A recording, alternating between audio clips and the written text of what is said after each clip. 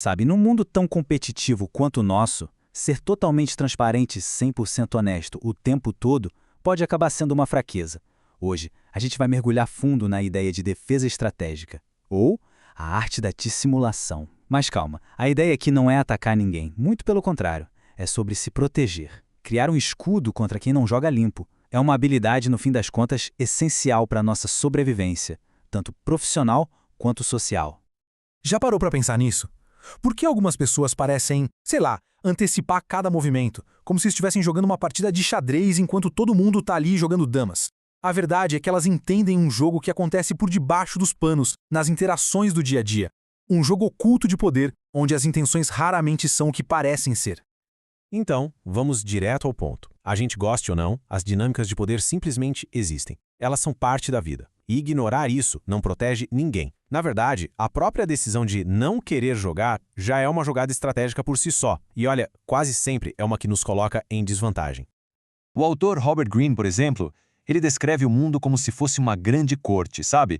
Cheia de manobras e estratégias. E o mais curioso é que, segundo ele, até as pessoas que dizem que estão fora do jogo, muitas vezes são os jogadores mais espertos. Elas usam essa aparência de fraqueza ou de superioridade moral como uma arma para fazer com que os outros baixem a guarda. E é exatamente aqui que a defesa estratégica entra. O objetivo, vale repetir, não é se tornar uma pessoa manipuladora. Pense nisso mais como uma vacina, uma proteção para a gente poder reconhecer e neutralizar as ações de sabotadores, sabe? Para garantir que nossos projetos, nossa reputação, que tudo isso permaneça intacto. E o pilar dessa defesa é a dissimulação. Eu sei, a palavra pode soar meio negativa, né? Mas, estrategicamente falando, significa dominar a arte de não mostrar todas as suas cartas de uma vez. É sobre ter o controle da narrativa, protegendo suas verdadeiras intenções até o momento certo de agir. Isso nos leva direto para uma das leis fundamentais do livro As 48 Leis do Poder, a lei número 3.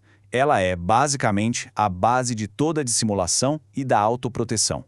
Dominar essa lei é o primeiro grande passo para conseguir navegar nesse jogo com mais segurança. A lógica por trás dessa citação é muito poderosa. A vantagem não está em enganar por maldade, mas sim em manter os outros na incerteza. Pensa bem, se um adversário não consegue prever o próximo movimento, como é que ele vai preparar uma defesa ou uma sabotagem? A imprevisibilidade, nesse caso, vira um escudo. Tá, mas como isso funciona na prática? O Greene aponta 3 táticas principais. A primeira, usar pistas falsas para desviar a atenção para um objetivo que não é o principal. A segunda, a tal da falsa sinceridade, que quebra a desconfiança de qualquer um. E a terceira é usar uma isca, mostrando interesse em algo que, na verdade, não se quer, só para confundir o cálculo dos oponentes. A ferramenta principal para colocar tudo isso em ação é o que a gente chama de cortina de fumaça. É como a distração de um mágico, sabe? Enquanto todo mundo tá olhando para uma mão, a outra tá fazendo o truque acontecer sem ninguém ver. E olha que interessante, as dissimulações mais eficazes raramente são super complexas. Pelo contrário, elas se escondem bem debaixo do nosso nariz, atrás da normalidade. Uma fachada amigável, uma rotina que parece previsível. Tudo isso pode servir como uma cortina de fumaça perfeita, porque o nosso instinto é confiar naquilo que parece familiar e seguro. Existem vários tipos clássicos de cortina de fumaça. A cara de paisagem, aquela expressão que não entrega nada. Um gesto nobre, super prestativo que aparece do nada e desarma qualquer um. Um padrão de comportamento que todo mundo já conhece, que leva os outros a subestimar as verdadeiras intenções. E, claro, a falsa sinceridade, que explora aquela nossa vontade de acreditar no melhor das pessoas. Certo, agora que a gente entendeu como essas táticas funcionam, vamos para o mais importante, como se defender delas. Porque o poder de verdade não está em usar essas ferramentas, mas sim em reconhecer quando elas são usadas contra a gente. A melhor defesa é a consciência. Essa citação do Robert Cialdini é simplesmente perfeita, porque ela muda a nossa perspectiva. A luta não é pessoal. O verdadeiro oponente não é a pessoa, mas a tática que ela está usando. Quando a gente foca na estratégia em jogo, a gente consegue responder de forma racional e não emocional. E é assim que se neutraliza o poder da manipulação. E o ponto crucial está todo nesse contraste aqui. Reagir com emoção, com raiva, com medo, nos torna previsíveis e vulneráveis. É exatamente isso que um manipulador espera. Já a defesa estratégica, por outro lado, mantém a calma, permite que a gente reconheça a tática e neutralize a jogada friamente. A simples consciência de, eu sei o que está acontecendo aqui, já remove o elemento surpresa, que é a maior arma de quem manipula.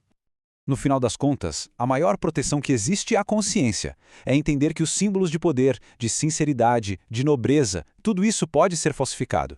Ao cultivar uma abordagem mais cautelosa, mais analítica, em vez de só reagir por instinto, a gente se torna muito, mas muito mais difícil de enganar. E para a gente fechar, fica essa reflexão do Balthazar Gracian. A verdadeira maestria não está em parecer esperto ou manipulador. Está na sutileza. É a capacidade de proteger os próprios interesses de uma forma tão natural que ninguém sequer percebe que existe uma estratégia em jogo. No fim, a força de verdade é invisível.